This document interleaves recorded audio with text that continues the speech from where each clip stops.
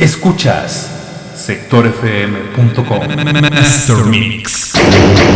En sectorfm.com es momento para Master Mix.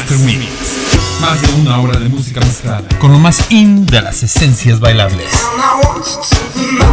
Master Mix. Viernes y sábado, 8 de la noche. Master Mix en sectorfm.com. Es rock de la A a la Z. Es sectorfm.com. Capital CDMX presenta al periodista Luis Eduardo Velázquez Chico en sectorfm.com. capitalcdmx.org, medio de comunicación alternativo 100% digital. Entérate de todo el panorama capitalino mediante columnas, notas, editoriales, reportajes. El mundo se ha vuelto digital, la información también. capitalcdmx.org, periodismo sin fines de lucro.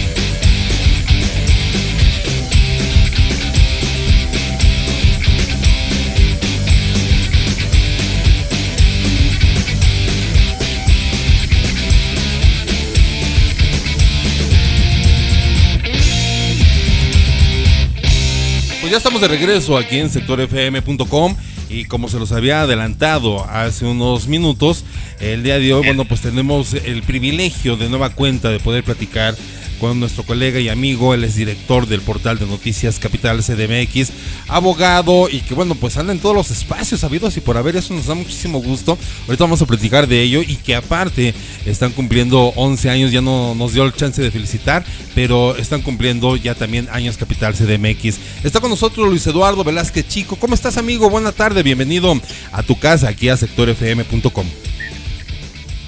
¿Qué tal, estimado Gerardo? Pues con el gusto de reencontrarnos, ¿no? Después de este tiempo que tomaste ahí de pausa para renovar también Sector FM y para disfrutar un poco de la vida.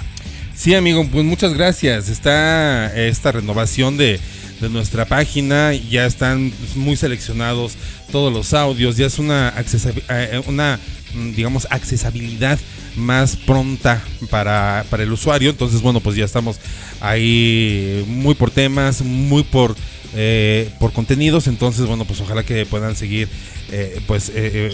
escuchando los contenidos que hacemos para sectorfm.com. Antes de entrar en materia, amigo, bueno, pues estás en todos lados. Enhorabuena, en El Heraldo, estás también en Enfoque Noticias, por supuesto en sectorfm.com, están cumpliendo años en Capital CDMX. Oye, estás súper activo, amigo. Sí, amigo, ya ves que a veces se dan las oportunidades de poder seguir comentando y compartiendo, abriendo la conversación, ¿no? En diversos espacios, cada uno tiene su audiencia distinta. Uh-huh. Y yo lo que celebro es que se reconozca también el trabajo que hacemos en Capital CDMX y que las audiencias encuentren valor en ese trabajo. Es un valor tremendo, mi queridísimo Luis Eduardo. A veces a mí me da la abrumación y digo, en serio, ¿para qué sirve todo lo que hacemos? Pero bueno, pues me doy cuenta de que efectivamente hay un servicio a la comunidad y que se haga de diferentes maneras y de diferentes espacios. La verdad es que es súper bueno. Y vaya, bueno, pues con toda la experiencia que traes, el bagaje y el prestigio per se de Luis Eduardo Velázquez Chico, eso bueno, pues abona mucho a la conversación, a los espacios. Y nada, decirte enhorabuena. Y acá en sectorfm.com, pues seguramente ya tienes muchas casas. Acá sigue siendo tu casa, amigo, y nos da mucho gusto poder seguir contando con tu análisis aquí en Contragolpe, Luis Eduardo. Sí, yo creo que es muy importante que repensemos el ejercicio del periodismo y que qué bueno que se den esos momentos de frustración, porque son los que yo creo que nos hacen revalorar, y no hay que dejar de revalorar el trabajo que hacemos. Por más que siempre habrá tentaciones por parte de cualquier grupo de poder por restarle valor o importancia, siempre el periodismo sabe subsistir por sí mismo. Se abrirán las puertas siempre, amigo. Oye, bueno, antes de entrar al aire, estábamos en gran charla sobre el tema de la inseguridad que se vive en México y de cómo, bueno, pues estos momentos de esparcimiento y de alejarnos un poquito de las actividades y conocer otras tierras, otros lugares, bueno, pues nos damos cuenta, nos abren los ojos de lo que vivimos en nuestro país, en México, a lo largo y ancho, y hablábamos de, bueno, pues una inseguridad que se siente ya pues en todo momento en la Ciudad de México, no digamos en lugares como Michoacán, como Guerrero, como Zacatecas, esta herencia que nos deja pues no solamente esta administración, sino otras que han abonado con su granito de arena a que este país sea lo que es hoy. Una belleza de país, sin duda alguna, pero en materia de seguridad, vaya que nos dejan a deber muchísimo. Y bueno, pues vemos hoy una administración que está a punto de terminar, que ha brillado por su ausencia en brindar seguridad a los habitantes de México. Vemos como en lugares como Michoacán, bueno, pues están cooptando el crimen organizado, las antenas de Wi-Fi, y se convierten ahora en los proveedores de internet. Vemos allá en Chiapas cómo están los desplazados y cómo el crimen organizado ha desplazado a comunidades enteras. Entonces, bueno, pues estábamos en gran charla analizando un poco eso fuera del aire, queridísimo Luis Eduardo, y antes de entrar en la materia electoral, que bueno, pues tenemos harto que platicar de ello, bueno, pues pedirte tu reflexión sobre este tema de la inseguridad, Luis Eduardo. Yo creo que ahora que hay un cambio de gobierno, aunque es parte del mismo proyecto político, tienen el reto y la oportunidad de hacer una verdadera estrategia para enfrentar el tema de la seguridad, pero no solo desde esta visión, o sea, digamos, la visión que se planteó en este gobierno. Estamos viendo al séptimo presidente. El otro día estaba leyendo a Sergio Aguayo, que él decía, es el séptimo presidente que no logra frenar el crimen organizado. Y explicaba los porqués de las estrategias de cada mandatario. Y él pues ha venido estudiando todo el tema del crimen organizado desde que inicia, ¿no? Desde que eran unos campesinos los que se dedicaban al crimen organizado, y cómo se ha ido volviendo cada vez más sofisticado y cómo se ha diversificado. Pero también es muy interesante cómo expone que hay zonas en el país que lograron pacificarse, y no tiene que ver con un signo político o con un perfil, sino ya tiene muy detectado el caso de cuando trabaja la autoridad con la sociedad civil y los expertos en materia de seguridad, se logran hacer fenómenos de contención. Y tiene casos estudiados como por ejemplo el de los Zetas en Coahuila, cómo se recuperó esa zona y se puso fin a ese grupo que fue muy sanguinario, que tuvo gran poder en el tema en el estado de Coahuila, en el norte, que estaba creciendo. Y justo pues pone como ejemplo a un priista, ¿no? Fue Rubén Moreira el que le puso fin a ese, pero fue con base en un trabajo articulado, ¿no? No solo esta estrategia bélica de meter al ejército y desmantelar. Y creo que es el gran reto y la realidad que tiene ahora por delante Claudia Sheinbaum y todos los gobernadores que van a asumir el poder ya en unos meses. Es el tema más sentido que le deja el presidente López Obrador, es el de la seguridad, y creo yo que ahí va a ser la gran labor que se tenga que hacer, y solo creo que va a haber una buena estrategia y un resultado si logran hacer lo que ya se ha hecho en esas zonas que se han podido pacificar, que para buena noticia de los mexicanos es que en efecto no es algo que no se pueda detener. Esa es la buena noticia, ¿no? Porque no verlo como una fatalidad y decir, ya, ¿no? Decir, no, al contrario, sí se puede contener, porque en realidad lo que se ha roto es el tejido social, también es entender que estamos en un cambio de época, ¿no? A nivel global, y por eso sigue la crisis económica, y ya está perfectamente estudiado que cuando hay crisis económica, de inmediato empieza a haber problemas de seguridad. porque si la gente no tiene empleo, no tiene una buena economía, empieza a buscar maneras de subsistir, y las maneras que encuentran es siempre cayendo ya en estos esquemas de inseguridad.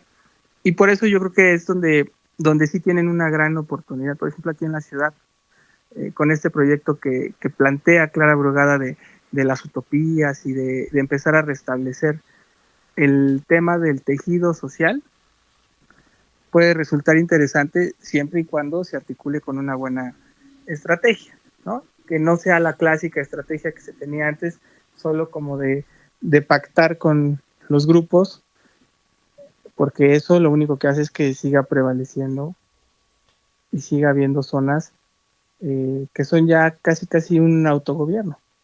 Oye, mencionabas a Sergio Aguayo, por cierto, lo pueden leer también en Capital CDMX, ahí están parte del trabajo que hace Sergio Aguayo, a quien por cierto le mandamos un fuerte y respetuoso saludo.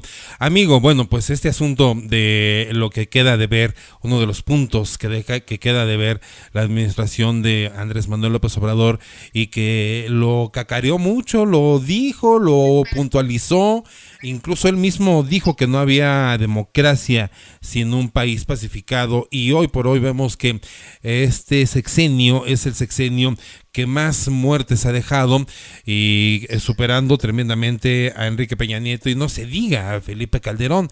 Es una tarea que tendrá que tomar la nueva administración encabezada por la virtual presidenta electa Claudia Sheinbaum Pardo, y en la Ciudad de México, bueno, pues Clara Brugada, que ha sido, que todo el mundo pensábamos que no, pero pues al fin del día sí, y también tiene ahí un tema importantísimo en materia de seguridad, Clara Brugada, que hay que voltear a ver Iztapalapa durante 3 periodos, y si en 6 años, y si en tantos años de 3 periodos en Ixtapalapa pues no puedo hacer mucho, pues no podemos imaginar qué suceda en la Ciudad de México en 6 años, Luis Eduardo.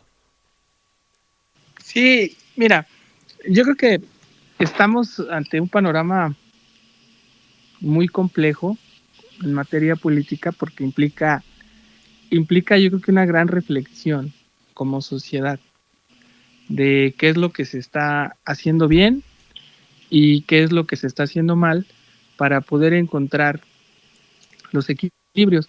Morena tuvo una votación arrolladora, aplastante, pero eso solo es, digamos, o sea, lo arrollador y lo aplastante no está en los números, está en que lograron la unidad por una disciplina partidaria.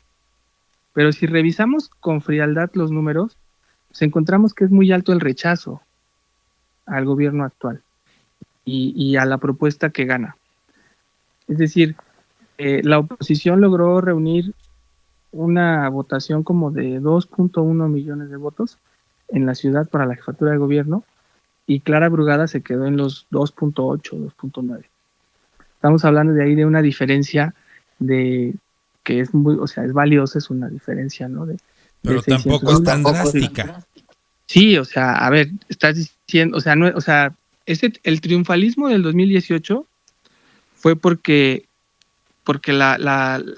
o sea, el voto fue así abrumador, ¿no? Fue así de, ¿no? O sea, 30 millones contra nada, ¿no? Una oposición meramente pulverizada. Y hoy, si se ven los números, si pueden ser 35 millones, pero un segmento muy fuerte de oposición.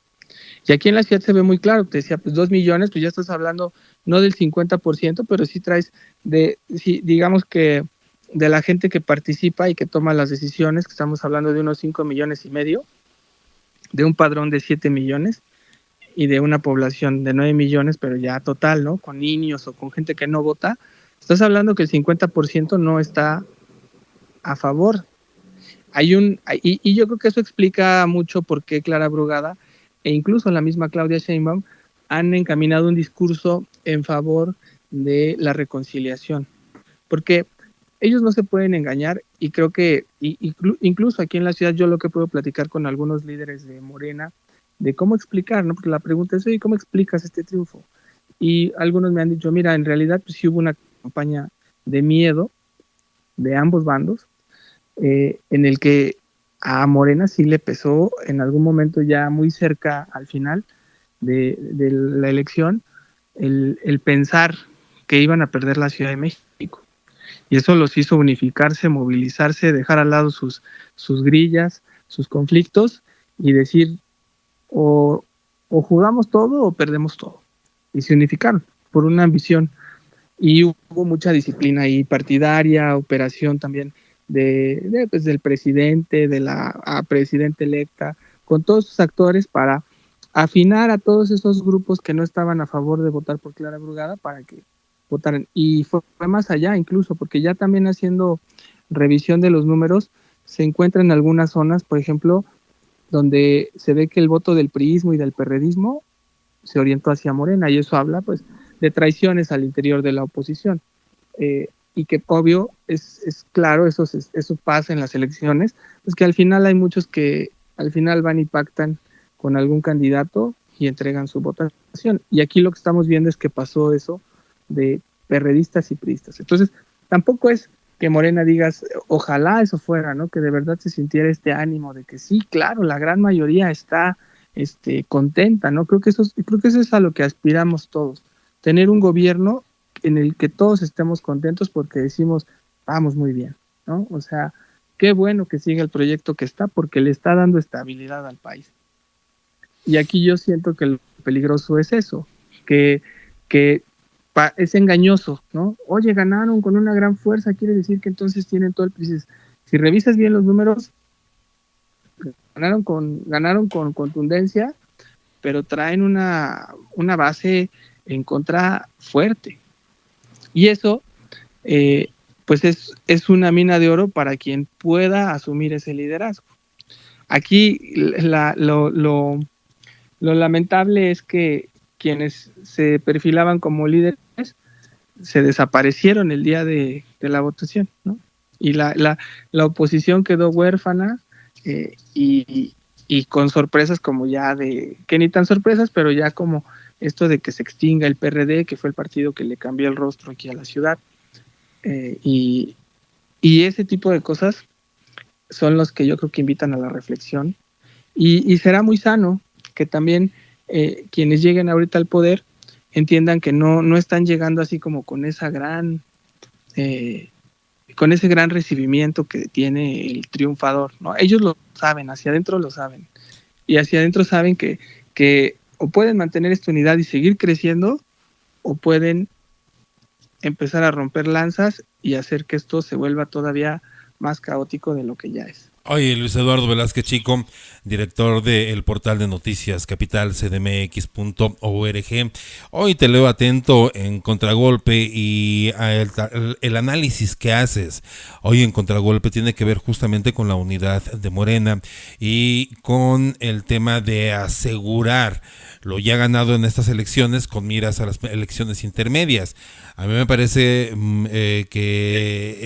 bueno, quiero preguntarte o quiero plantear un par de escenarios. Primeramente, en este orden de ideas, de replantearse una unidad más, digamos, cerrada en Morena para estar pensando en las intermedias. Primero, no es muy pronto porque todavía ni siquiera toman posesión. Punto número uno, no es muy pronto si todavía no toman posesión y ya están pensando en las siguientes elecciones, ¿qué nos espera en otras materias? En las materias de verdad importantes, ¿no? Seguridad, educación, agua y otros temas. ¿Qué nos espera si no están pensando en eso y están pensando obviamente en la elección intermedia dentro de 3 años? Y punto número 3, Luis Eduardo Velázquez Chico, como bien ya lo mencionas, el PRD pues dejará de existir, no así la gente que lo representa tanto en las cámaras de diputados, en senadores y en el Congreso de la Ciudad de México y en otros lugares donde también, bueno, pues ganaron algunos escaños. Vaya, tenemos una oposición lo suficientemente cuajada como para que en 3 años les dé el chance de poder pelearle algo a Morena? No, yo en 3 años, yo creo que a corto plazo la oposición no tiene una salida. Yo no veo que sí puedan ellos en 3 años aglutinarse, porque justo ya lo que pasó, esto que, por ejemplo, el PRD, ¿no? El PRD, lo poco que había quedado del PRD había migrado ya al PAN. Y otra parte del PRD se fue a Morena. Entonces ahorita lo que viene es un reacomodo, hay una nueva realidad política en la ciudad. Muchos liderazgos seguramente van a aplicar la clásica de si no puedes con el enemigo, únete a él, ¿no? Y ya están pensando en buscar cómo les abran las puertas en Morena, y Morena también va a capitalizar eso, va a buscar revisar quién sí le puede convenir justo para fortalecer su proyecto.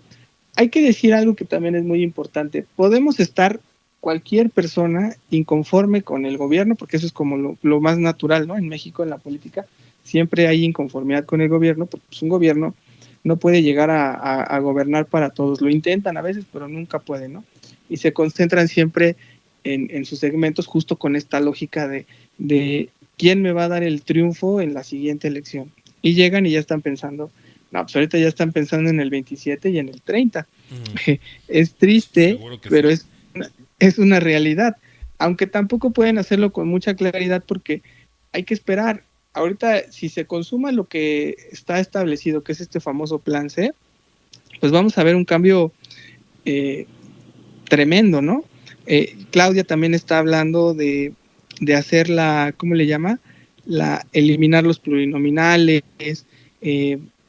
eliminar, o sea, obviamente los autónomos, y también esto que me parece interesante, que es eliminar la reelección. Eso cambia ya muchos aspectos en cuanto a quienes ya creían que todo estaba definido, ¿no? Así muchos ya se veían, ay, gané de alcalde ahorita 3 años y me voy a aventar otros 3 años, y otros diputados que ya llevan 9 años, no, pues ahorita voy por los 12, todavía tengo chance de otra, y esto ya mueve todo el tablero, ¿no? O sea, que ya digan, va a haber una reforma constitucional. Yo creo que ahorita por eso decía que a corto plazo la oposición tiene que repensarse, porque lo primero que tenemos que ver todos es cómo queda el país después de que pueda haber una reforma constitucional de ese tipo, que prácticamente va a ser una reforma política, va a ser una reforma al Estado, que lo viable sería, yo diría más bien que ya fueran por una nueva constitución, que eso sería mejor, más que hacer un parche ahí de nada más lo judicial, ¿no? Debería de plantearse seriamente una constitución nueva para actualizar la que tenemos, porque también es una constitución ya muy enmendada, creo que tiene más de 800 reformas. Ya no es un texto, es un texto constitucional que viene de 1917. Yo considero que ya no coincide con la realidad y sobre todo ante un cambio de época, ¿no? Que estamos viviendo los mexicanos y todo el mundo. Entonces, no se explica ya el que nada más hagan un parche de reforma constitucional, aunque ahí lo que se alcanza a ver es que están pensando en tener el control total. O sea, ya tenemos el ejecutivo, ya tenemos el legislativo, vamos por el judicial.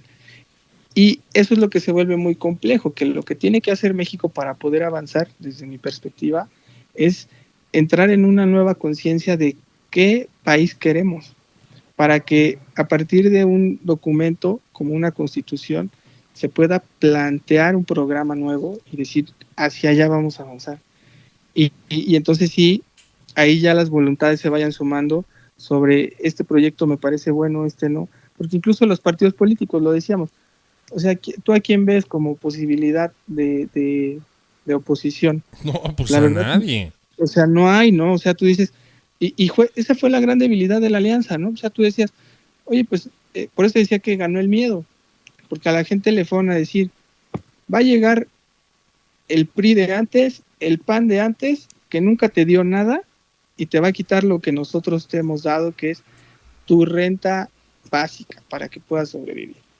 Y entonces la gente, aunque vive, por ejemplo, en Iztapalapa con miedo porque todos los días los asaltan, porque se les meten a la casa, porque los extorsionan los comerciantes, porque no tienen certeza jurídica de los predios en los que habitan, porque nunca los han querido regularizar y los utilizan como botín político, pues esa gente con la pena salió y dijo, pues tengo que volver a votar por lo mismo, porque prefiero, como bien dicen,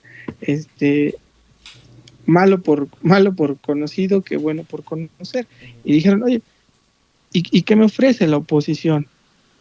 Y la oposición, por más que dijera, les vamos a mantener los apoyos, los vamos a seguir tratando bien, como los trata Morena, les dijeron, no, es una promesa, ¿no? Y en cambio acá la presión de, aquí ya tienes esto, y esto no lo vas a perder con nosotros. Allá lo estás arriesgando. Y es algo que sí les toca el bolsillo a mucha gente, ¿no? Entonces la gente dijo, no, pues ya, ¿para qué le muevo? ¿No?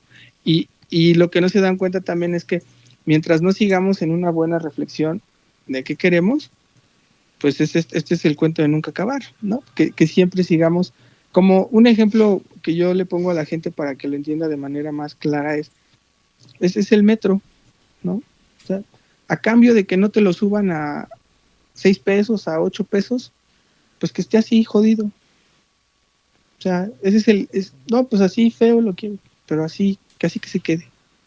Oye, pero te ofrezco que te lo puedo remodelar, que te lo puedo mejorar. No, que va a costar más, y no, qué peligro, ¿no? Entonces, y ni sabes si te va a costar más o no, pero no, así que se quede. Y aquí es una realidad similar, ¿no? Oye, pues el país está mal, no, pues así que se quede. Que me da miedo que pueda pasar algo que sea diferente. Y por eso yo sí creo que tiene que haber todo un replanteamiento en el sistema político.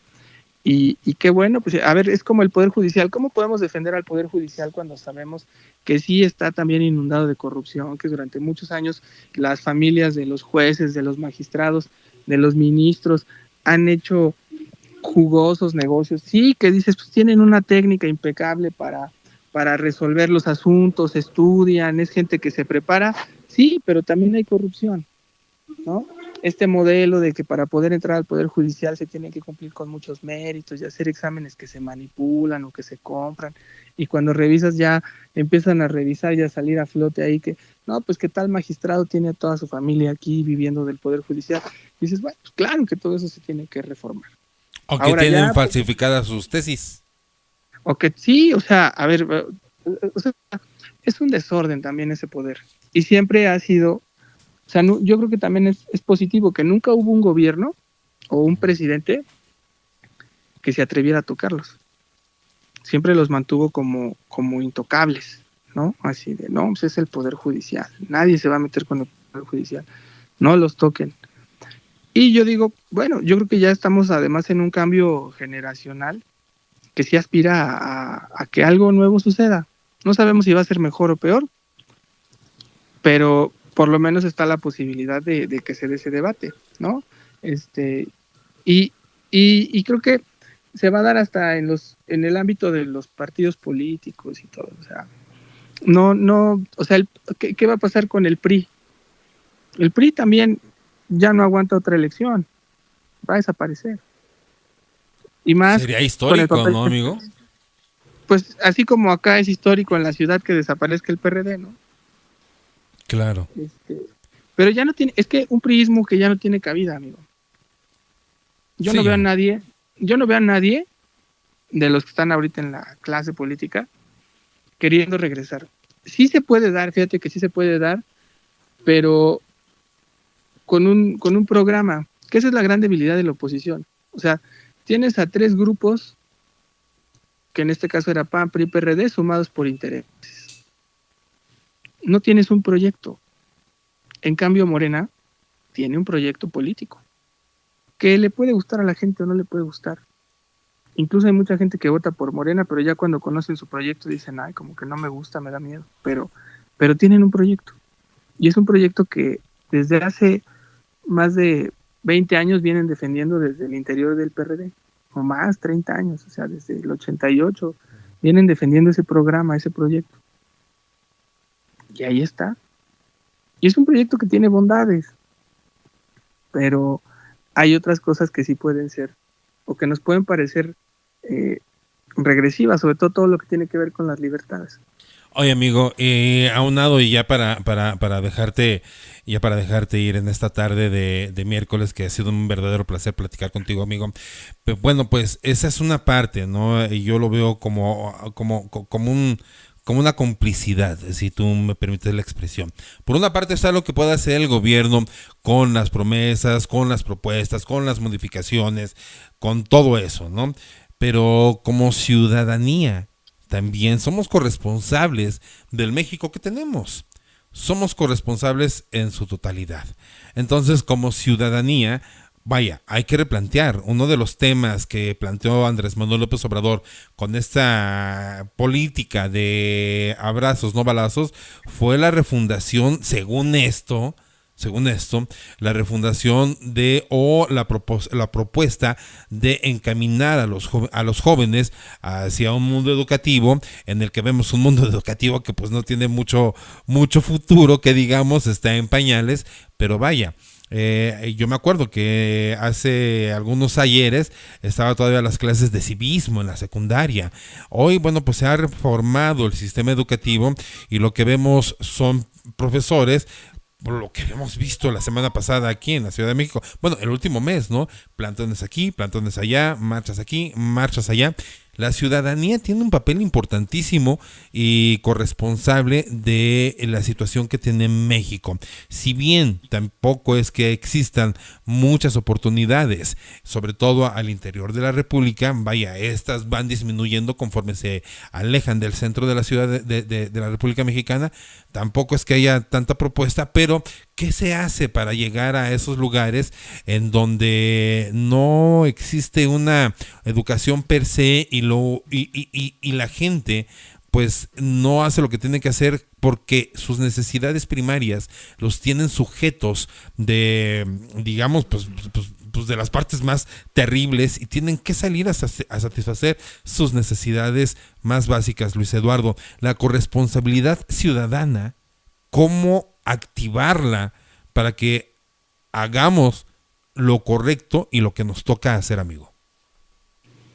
Pues ahí está. Yo creo que los que están hoy en el poder son el gran ejemplo de lo que se tiene que hacer, que es justo ubicar, a ver, ¿de dónde nace el PRD?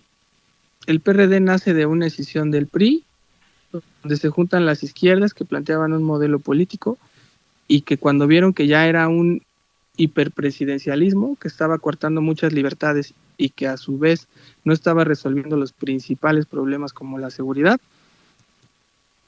se unificaron, generaron una decisión y fueron planteando un proyecto reformador, transformador. En México, pues seguramente va a pasar lo mismo, porque además, hoy por hoy, Morena aparentemente es un proyecto unificado, pero no todos siguen la misma línea.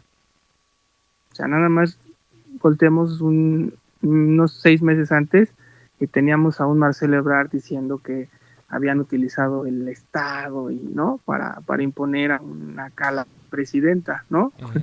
Entonces, ahorita ya todos están desde adentro, pero la gran incógnita es esa: ¿qué va a pasar cuando Andrés Manuel López Obrador deje el poder? Y entonces se empiecen a confrontar lo que decíamos como este ejemplo clásico, ¿no? O sea, estamos ahorita en un modelo donde el que impera es el papá. Pero ¿qué va a pasar en esta familia cuando el papá ya no esté? Pues va a estar la mamá. ¿No? No, ojalá fuera la mamá, pero es la hija. Bueno, sí. Entonces, aquí es la gran incógnita, ¿qué va a pasar? Que es el papá y tenemos a los hijos por ahí.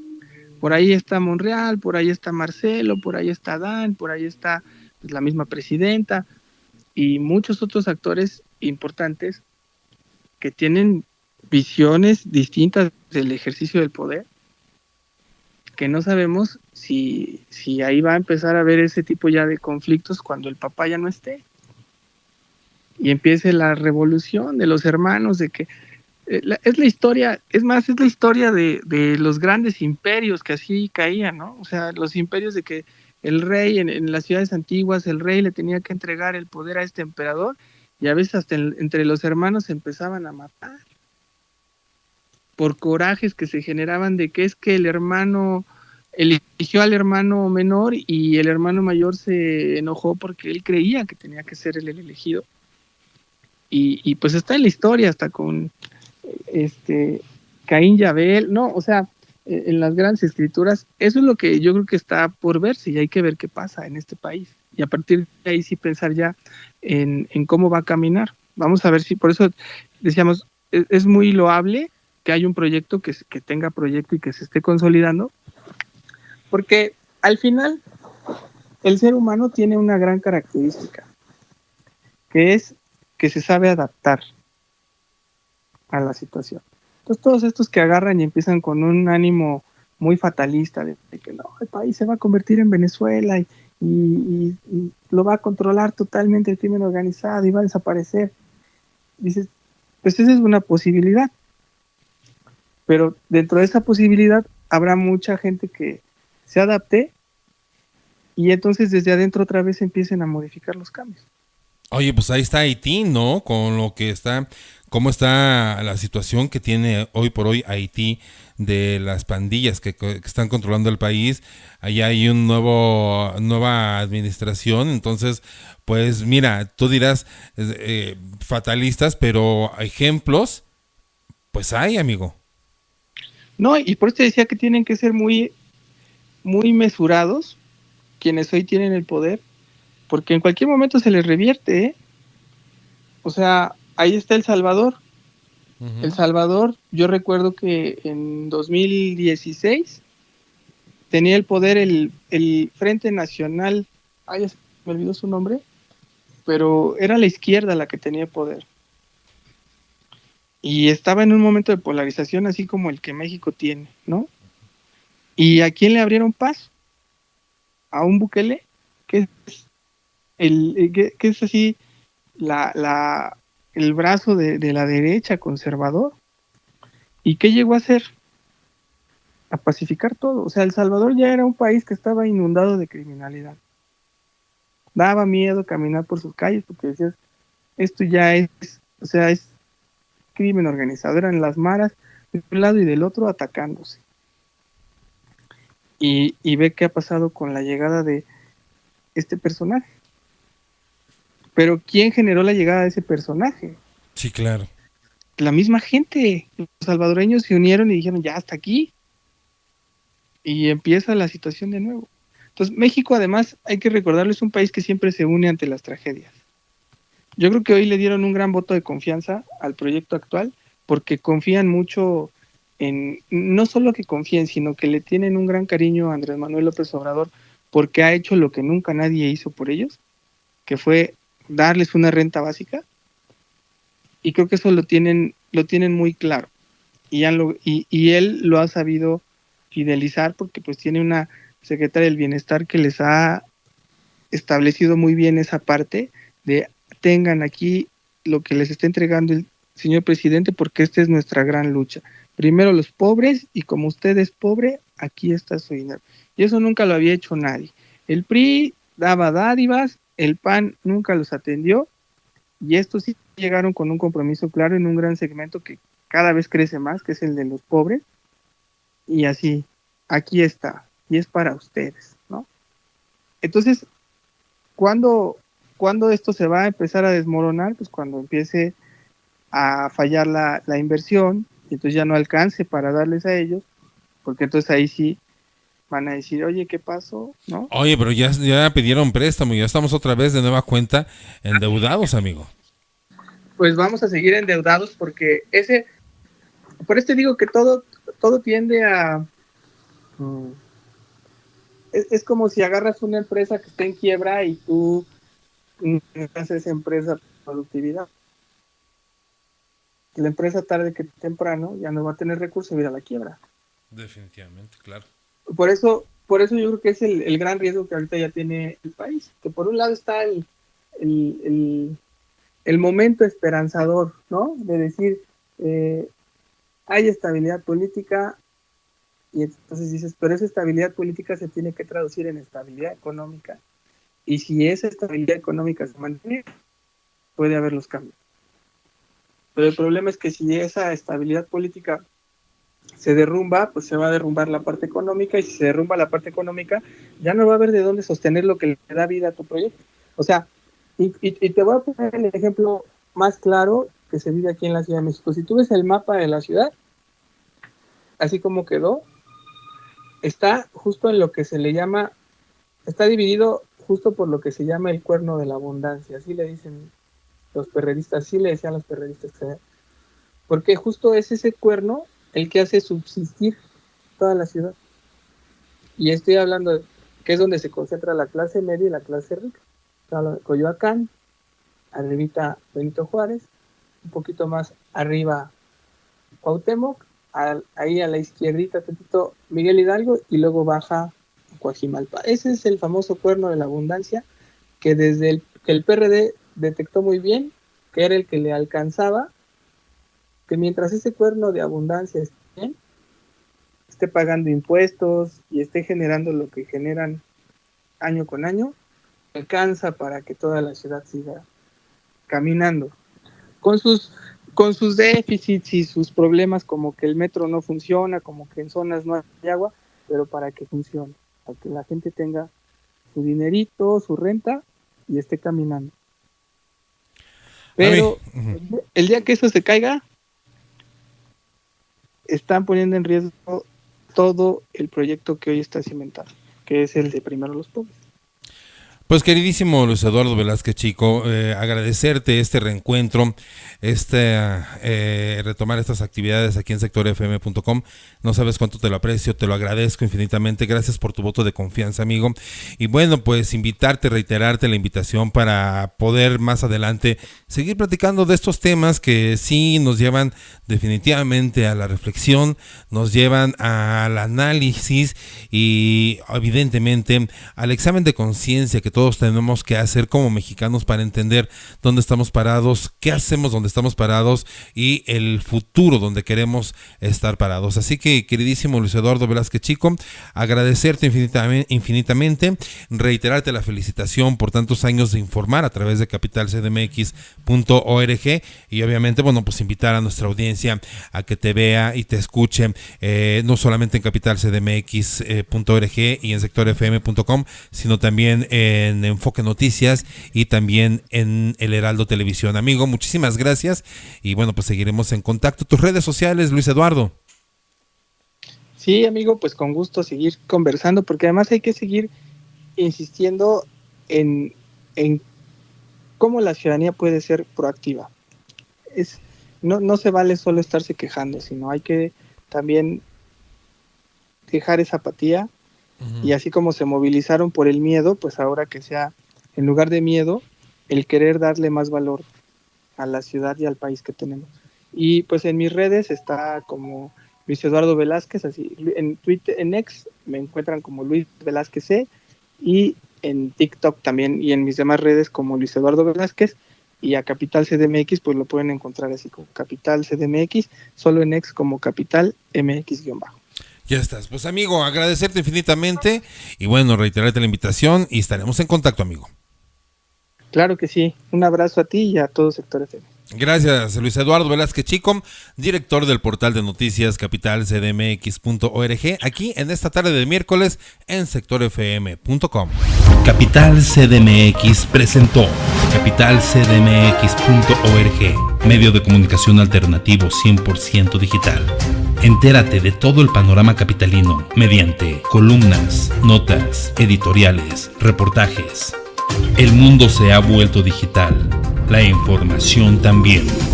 capitalcdmx.org, periodismo sin fines de lucro.